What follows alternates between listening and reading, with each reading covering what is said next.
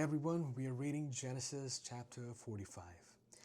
Then Joseph could not control himself before all those who stood by him, and he cried, "Have everyone go out from me." So there was no man with him when Joseph made himself known to his brothers. He wept so loudly that the Egyptians heard, and a household of Pharaoh heard of it. Then Joseph said to his brothers, "I am Joseph. Is my father still alive?" But his brothers could not answer him, for they were dismayed at his presence.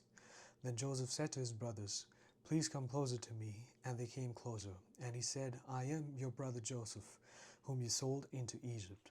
Now do not be grieved or angry with yourselves, because you sold me here, for God sent me before you to preserve life.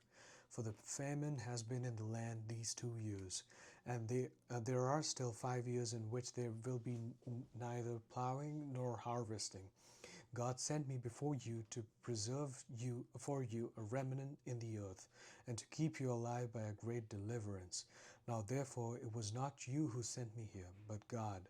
And he has made me a father to Pharaoh, and lord of all his household, and ruler over all the land of Egypt.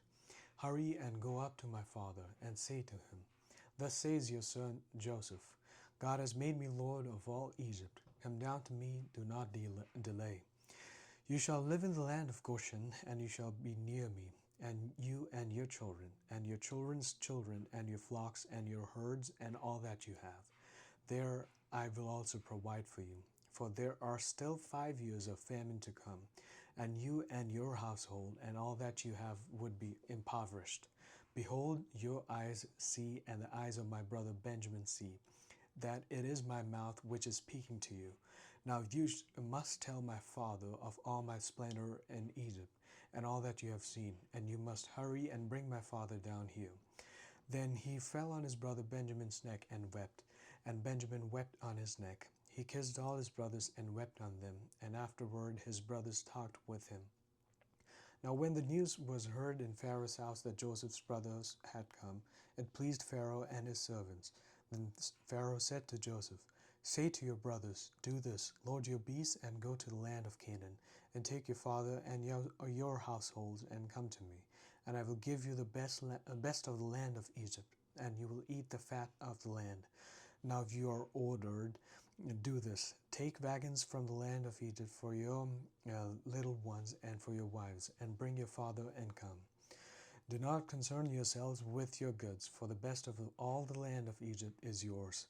Then the sons of Israel did so, and Joseph gave them wagons according to the command of Pharaoh, and gave them provisions for the journey. To each of them he gave changes of garments, but to Benjamin he gave 300 pieces of silver and 5 changes of garments. To his father he sent as follows: 10 donkeys loaded with the best things of Egypt, and 10 female donkeys loaded with grain and bread and sustenance for his father on the journey. So he sent his brothers away, and as they departed, he said to them, "Do not quarrel on the journey." Then they went up from Egypt and came to the land of Canaan to their father Jacob. They told him, saying, "Joseph is still alive, and indeed he is ruler over all the land of Egypt." But he was stunned, for he did not believe them.